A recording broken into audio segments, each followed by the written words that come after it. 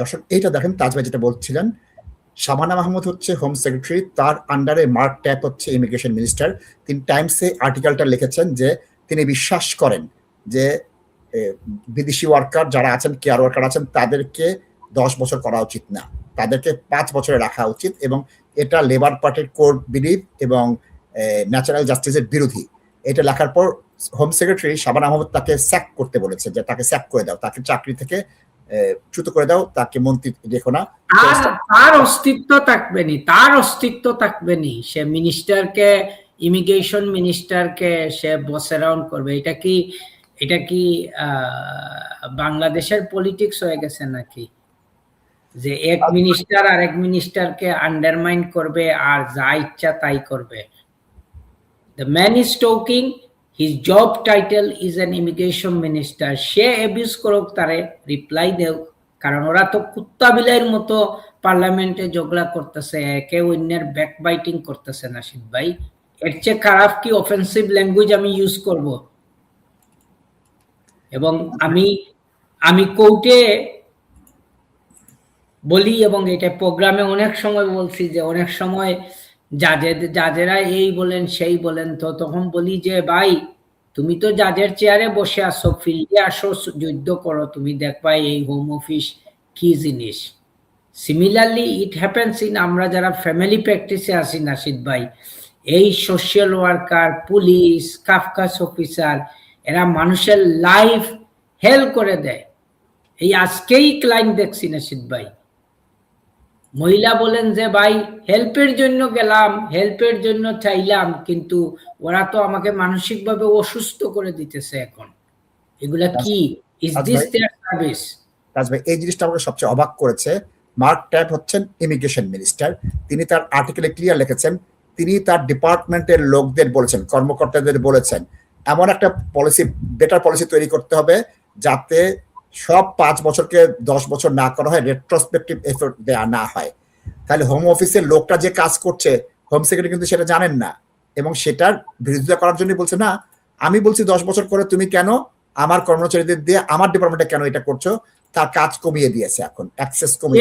সে যখন প্রপোজালটা আনছিল তখনই আমি তো বলছিলাম যে এইটা এমপ্লয়াররা এমপ্লয়ীদের এক্সপ্লয়েট করবে। এবং আরেকটা জিনিস আজকে অ্যাড করি নাশিদ ভাই, এইটা ডিসকারেজ করবে যাদের মাথার মধ্যে কোনো সেন্স আছে, কোনো ফরেন ওয়ার্কার্সের, ওরা জীবনেও এই 10 বছরের রুটে এই দেশে আসার চেষ্টা করবে না, যারা জেনুইন ওয়ার্ক পারমিট ভিসায় আসতে চাইতেছে, এবং যারা শুধু ইমিগ্রেশন কন্ট্রোল পাস করবে টাকা পয়সা দিয়ে, ওটা হচ্ছে কি অন্য ম্যাটার। সো এইটা এদের এই দেশের ইকোনমিকেও ড্যামেজ করবে, স্কিলড ওয়ার্কার আসবে না।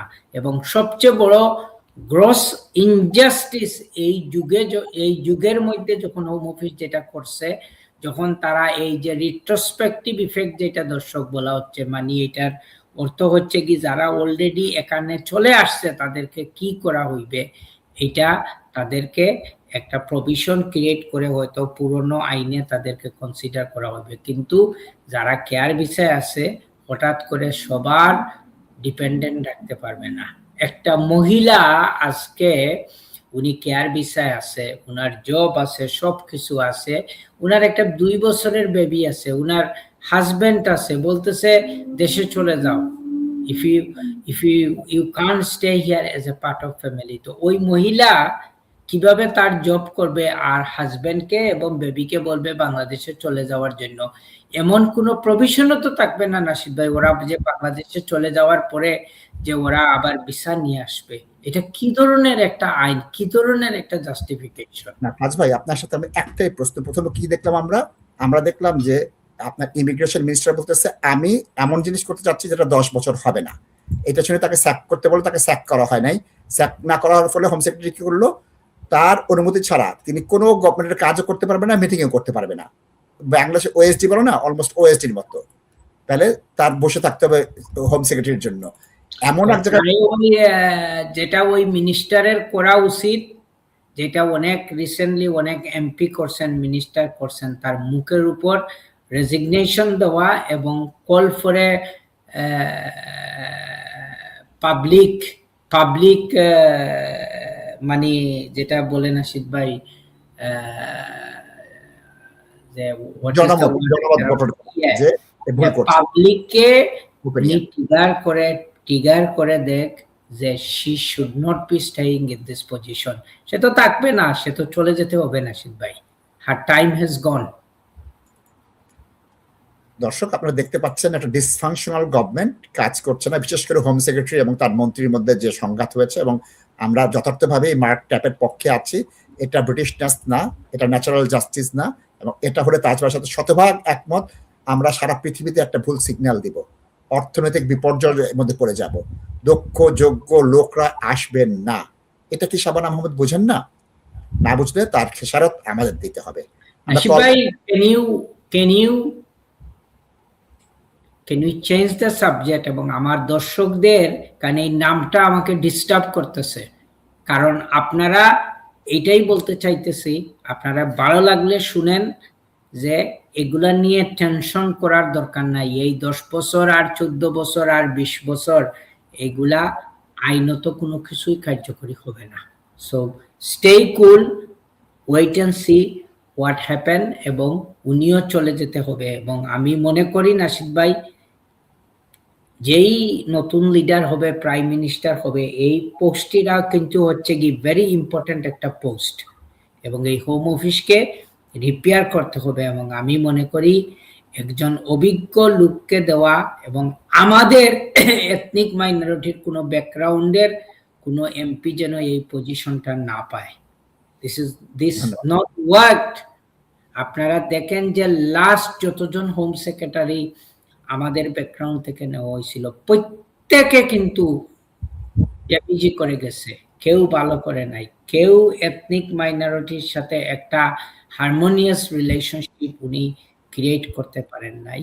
এবং এটা মিনিস্টার সাহেব বলছেন, হাউস অফ লর্ডস বলছেন, লাস্ট ক্রিসমাসের কিন্তু স্পিচে এই দেশের বড় একজন পাদ্রী, যেটা আমরা ফাদার বলি, উনি বলছেন যে আমি এই দিনে এইটাই মেসেজ দিতে চাচ্ছি যে আমি অবজার্ভ করতেছি যে ইমিগ্রেশন নিয়ে যেভাবে পলিটিক্স করা হইতেছে, ইমিগ্রান্টসদের যেভাবে অ্যাবিউজ করা হইতেছে, একটা মাল্টিকালচারাল একটা সোসাইটির হারমোনির চা পলিটিশিয়ানরা ড্যামেজ করে ফেলতেছে। এবং উনার কথাটাই কিন্তু দেখেন ডে বাই ডে কিন্তু সত্য হইতেছে।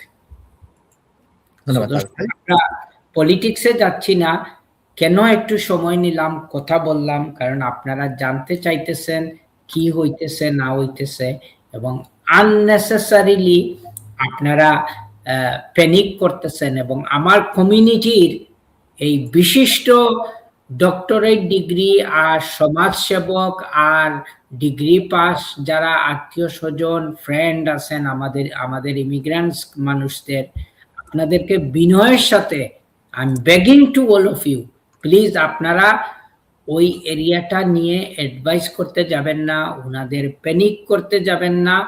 এবং নাসিব ভাই, let me just tell an example. একজন লোক বাংলাদেশে বিয়ে করছে, তার বউ নিয়ে আসছে, এটা ভ্যালিড ম্যারেজ, বাংলাদেশের নিকানামা, দুইজন এই দেশে থাকতে হবে। ক্লায়েন্ট আজকে উনি কনসালটেশন করছে, উনাকে কয়েকটা জায়গা থেকে ইনক্লুডিং এই লিগ্যাল অ্যাডভাইজার বলছে যে এটা বাংলাদেশে বিয়ে হইছে, এখান থেকে ডিভোর্স করা লাগবে না, আর বাংলাদেশে একটা আফিডেভিট হইলে ওইটা শেষ হয়ে যায়, এটা ইসলামিক ম্যারেজ, এটার কেন ডিভোর্স লাগলে? ভাই আপনারা এগুলা করিয়েন না প্লিজ, মানুষের লাইফ নষ্ট করতেছেন আপনারা। গ্রুপ আছে যারা এই যে ফাইন্যান্সিয়াল সেটেলমেন্টে যায়, এগুলা মাথার মধ্যে দুষ্টরা, যে উনাদের মাথার মধ্যে ফিক্স করে থাকে আমি বাংলাদেশে বিয়ে করছি, তাইলে যেহেতু ইংলিশ বিয়ে রেজিস্টার্ড করি না ইউকেতে, আমি ওই বউকে কোনো সয় সম্পত্তি দিতে হবে না। Please come out of this ideas, এটা অন্য জিনিস প্লিজ। তাজ ভাই, এই বক্তব্যের পরিপ্রেক্ষিতে আমি বলবো, যাদের এই ধরনের কোনো আইনি পরামর্শ দরকার হয়, দক্ষ যোগ্য একজন আইনজীবীর থেকে শুধু কনসালটেশন নেন, 100টা পাউন্ড খরচ করেন, জীবনে কমপ্লিকেশিতে পড়তে হবে না। যে নিজেকে সাহায্য করে আল্লাহ তাকে সাহায্য করে।